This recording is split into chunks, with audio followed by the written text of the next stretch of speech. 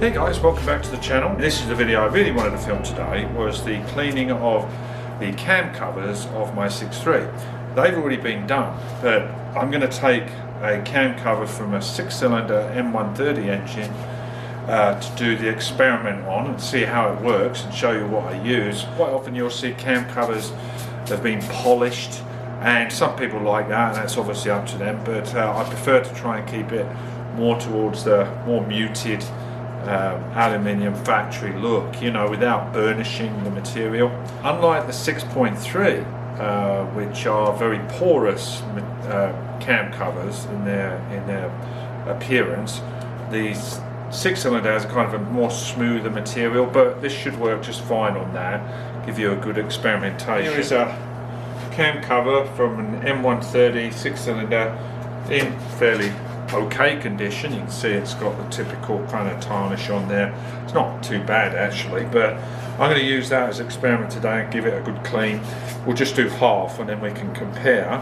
So that's that. And also, if you watch my last videos, you'll see this is the base to the air compressor of a W109, which I took apart, and I thought I'd give the casing a good old clean and see how it comes up with the material I use. So what we're going to be using, because I'm in the furniture trade, as you know, to clean ink marks out and stains, especially works really well on oak, is oxalic acid, which is an extremely mild wood bleach. Okay, and I tend to use that on damage to surfaces, especially desks and that nature, first, before I go on to the more powerful 2-pack bleach.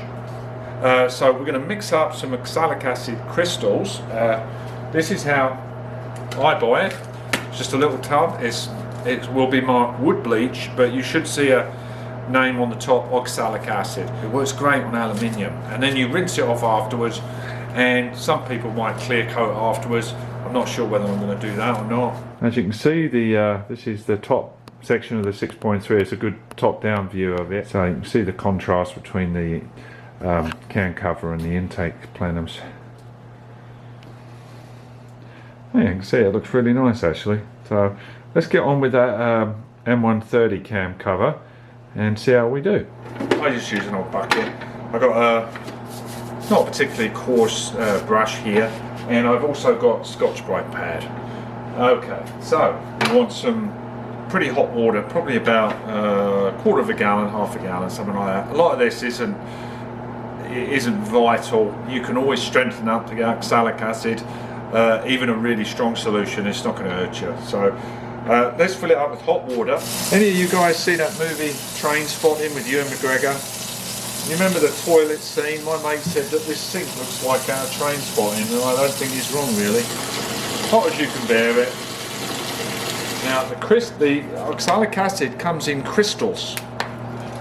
This is the lid. Like I say, it's not vital to get it a perfect mix. I just like to mix up a fairly strong solution, so you know, that's probably a large tablespoon. Dump that in there, put a couple of those in,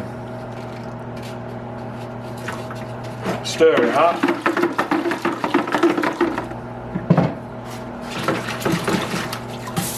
I'm just going to soak it.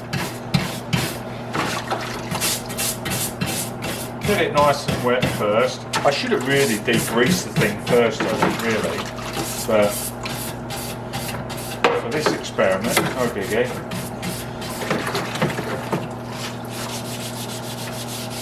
Like I say, it's got kind of an eggy smell to it. This just helps loosen up the dirt that's inside a lot of the scratches. You know, you're going to get scratches on you over the years, but you can already see that this is coming up quite nice. I like working with things that are not flammable, you know, because the flammable stuff tends to stink to high heaven, and also it's dangerous. Done here. I'm not putting a lot of pressure on here. I'm not powering into it, because you could end up with like a real bright shiny spot if you do that. You're kind of burnishing it, aren't you? So I'm just kind of letting the chemical do its work. And you would want to rinse this afterwards because it might leave a residue, you know. With the woodworking, you always want to neutralise it because it can affect finish later on, kind of bleed back out. So, and that's done with just an alcohol or a thinners or even water. You can see I'm doing this down and dirty. I'm not going mad. Obviously, if this is your car, you're going to be you know, taking more time and really detailing it. But I'm just going to leave that to bite, right? Let that nice and wet, set it off to the side, and then we're going to do that compressor base.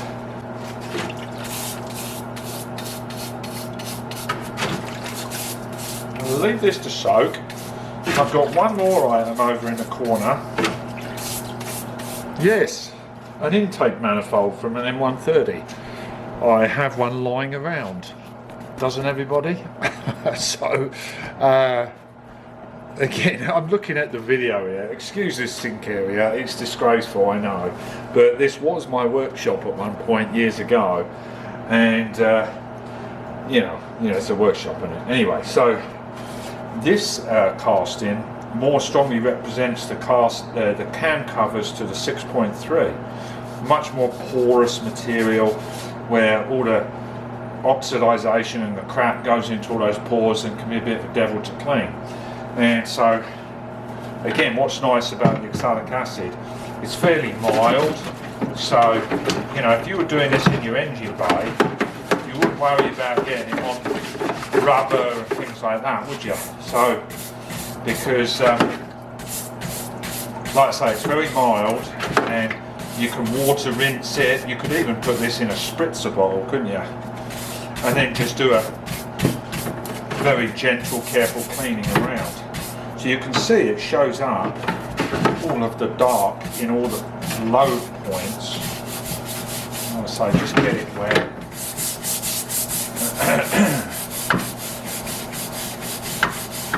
It's already pulling it out. And I'm not even hitting it with the Scotch-Brite yet.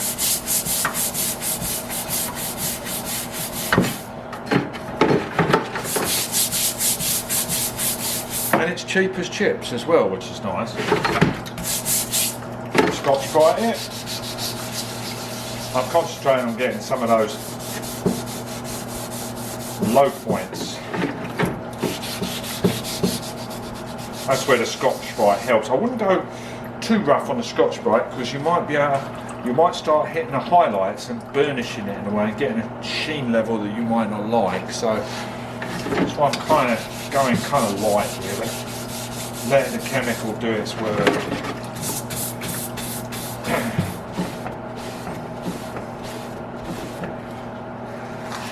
Anyway, you can see how effective that is. So let's go and get the cam cover back and see how that's getting on. Okay, so there's the cam cover, the part that we didn't touch, and we're moving right over to the part that we cleaned. As you can see, it comes up quite nice. There's obviously, you know, scratches and things like that. You could work a little harder to get the dirt out of them, but I kind of like that patina, you know, where it's it looks, what I'm aiming for is a car that looks well looked after, but it has some miles under its belt, you know what I mean? Not perfect, doesn't have to be perfect, but that's come out real smart and clean. See the sheen level, it's not high gloss. And there you go, so that didn't take very long, makes it a lot more pleasant. So let's have a little look at that compressor base and then we'll be signing off for the day. Now earlier on I also put the fins in as well to the air compressor, and you want to get out all the muck out of the fins, don't you? So there's crap in there. See, just comes straight off. And you're not being harsh on the material because this is a soft brush, you know. Not putting that shine on it. Obviously people can glass bead them or blast them in machines and stuff, and obviously that does a marvellous job. But if you're on a budget and you want to, you know, spruce it up a bit, or you're restoring one of these and you don't want to send it out, Oh, there's another, that's a gasket there. See, that'll obviously be replaced. Anyway, this does a lovely job, and especially, like I say, keeping it looking just like a well looked after car rather than something that's been turned to brand new. Now, thoroughly rinsed off. That's pretty decent, that, I think. Bearing in mind that was left outside for 4 or 5 years. A little bit of black there I could get out. I'll work on that. But that's come out beautiful. There you go. All dry, ready for, you know, whatever servicing I need to do on this. And the barrel, well, it's pretty sweet. And the bore's in beautiful shape. No scoring, no ridge or anything. I don't know, it just seems really nice. I think that's quite a nice finish on that myself. Again, you could spend a little bit more time. I was doing it kind of down and dirty in real time for you guys, so you can see really how quick it is. I haven't even rinsed that off yet. Gets all that really heavy tarnishing off. And here's the intake manifold. Again, you can spend a little, I literally showed you how long I spent on it. Didn't take long just to spruce it up. I think I've got a bit of the Scotch Brite pad caught in the pore there. So yeah, there you go, and that could be certainly done on the car, you know, with gentle spraying with a spritzer bottle or something, and make the engine bay spruce it up a little bit. Well, thanks a lot for watching that video, and I will see you in the next one. Take care, stay safe, and please hit like, share, subscribe if you like what you see, and take care. Bye.